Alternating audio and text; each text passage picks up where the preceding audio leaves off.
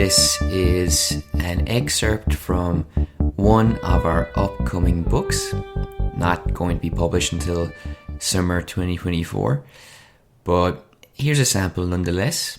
It's from the conclusion, and our protagonist is considering or evaluating what's the best thing to do. He lives in Madrid, he's moved to Madrid. Should he stay or should he go? In the introduction, I said this story was not about ham legs behind bar counters, those typical things you've seen in guidebooks and on YouTube.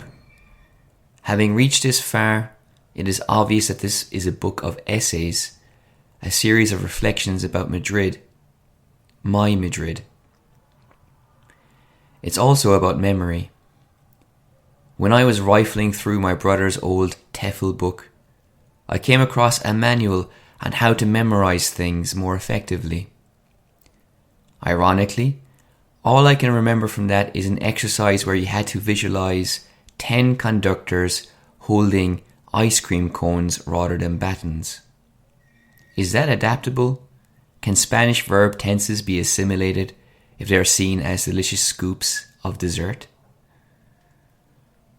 In a way, I've always worried about my memory, convinced that I didn't have a great one. In university, I tried to remember funny conversations and little jokes, the stuff of everyday life, the meaningful minutiae that tends to be forgotten. For this reason, I scribble notes after every chapter of a book I'm reading. I keep a diary sporadically where every podcast or documentary I consume is carefully logged. Self-improvement and not forgetting. Both intersect in the blue notebook with the little prince on the cover. The podcast is also a great avenue for this.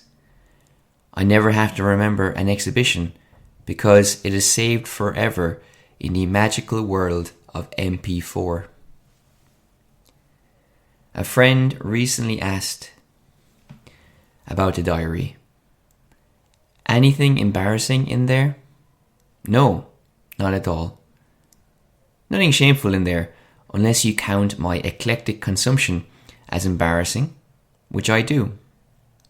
Another regret of mine is that I have never specialized in one topic as a reader or a writer. Migrating from topic to topic, living inside it, reading it, then forgetting it after moving on to the next one.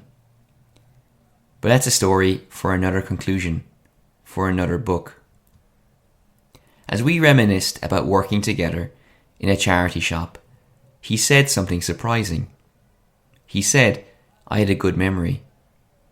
Taken aback a little, I did realize that we were talking, and as we spoke, things flooded back into my mind's eye. Dormant all along, not forgotten and not erased, the menagerie of old women, young continentals, and the two Irish lads, us, found life again. This is the experience I've had writing this book. Convinced that it would all be a haze, putting pen to paper, finger to keyboard, actually liberated all these things I thought I had forgotten. What a relief, they were still there, and now every smile and sigh over the last decade can be preserved. Carefully written down, creating space in my mind for new experiences in Madrid. Nobody is from Madrid. The 1950s saw immigrants arrive from other parts of Spain, and nowadays it's still an accessible destination, with its charm pulling in people from all parts of the world, from all walks of life. Even its foundation story features a guy climbing up the city walls with all the stealth and sure-footedness of a cat in order to open the city gates, breaking down an artificial division to let people in.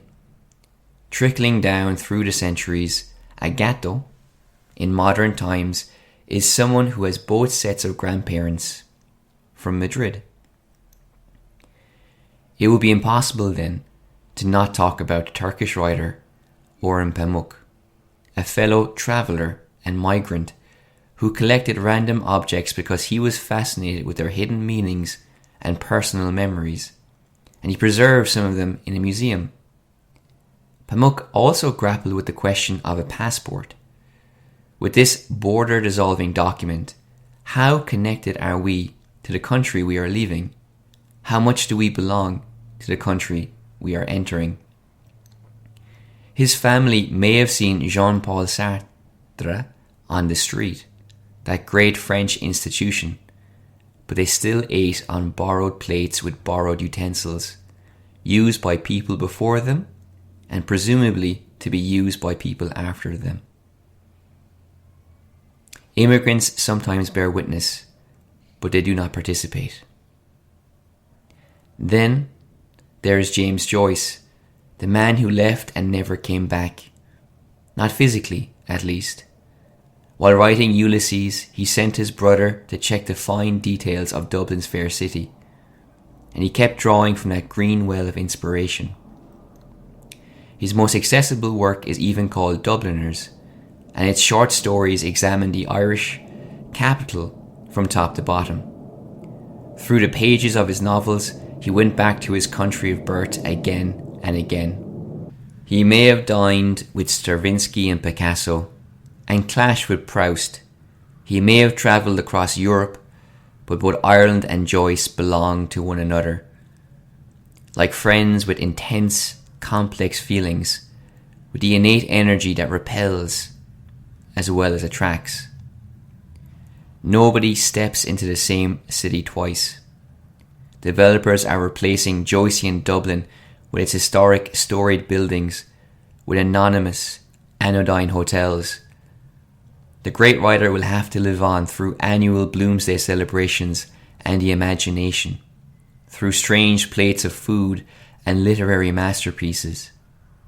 An immigrant is always moving, showing their passport every time the landscape of a city changes, thumbing the stamped pages every time they change with it. One moniker for the city is El Foro, the Forum. It's a centre, and people are pulled towards it.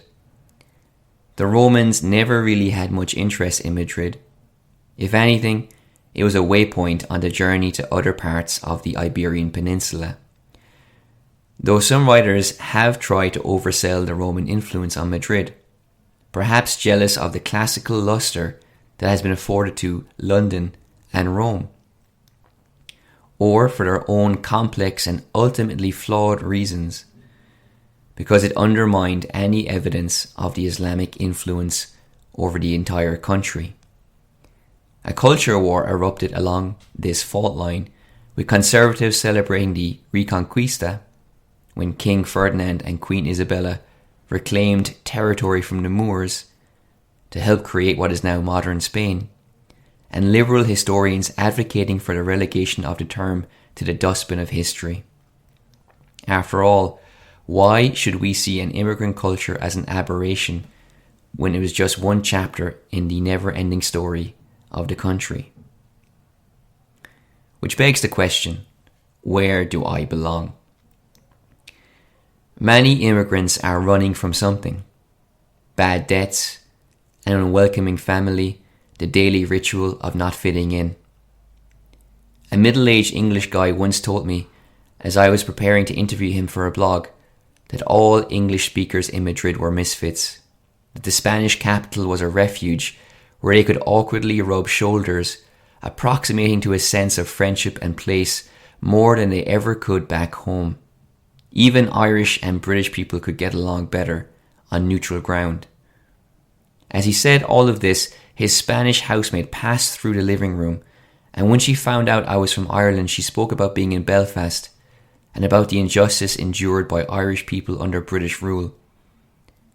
While she was there, she probably settled in. Was it easier for them than it was for us?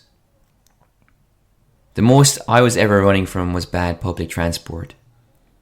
It may seem irrelevant, but Madrid's superior public transport system leads to a better quality of life. Fortunately, my relationship with my homeland is a good one. I never left under a cloud of conservatism, and going home always felt exactly like that, being in a cherished and peaceful place. Being there makes sense in a way that Madrid never will, which is fine. Ultimately, I am not Spanish, and this is normal. As much as I love being in the Spanish capital, my DNA is encoded with something else. It's rooted in Irish soil. But I don't want to leave. Even if I did, Madrid has a way of pulling people back. Here, famous last words are, "I'm leaving, moving on." They usually end up being a lie as withdrawal symptoms kick in. Try as people might, it's hard finding a place that equals this rough and tumble patchwork of a city. On each corner, gruffness and friendliness, culture and earthy humour coexist. This is best exemplified by the city slogan, "From Madrid to the sky." Some use it as a variation on the Spain is different idea, that the next best thing is heaven. Others say it comes from a time when Madrid was more of a sewer-ridden backwater than a thriving urban centre, and the only good thing was the distant, untouched sky. The phrase was first used in Dances of Winter and Summer by Luis Quiñones de Benavente, a writer from the Spanish Golden Age, and more than anything, it captures the extremes of life, not just Madrid. Life happens no matter where you are, so why not let it happen while living in one of Europe's most interesting capitals? I took a decision in 2012 to move here. It'll only be a few months, I thought, but it soon turned into more as the years kept rolling by. Unconsciously, we take decisions that put us on a certain track, and while I could move again, I feel more like leaning into Spain rather than pulling away. It's more convenient than pulling up roots again, and my career and my writing is here. For all sorts of reasons, Madrid is my life now.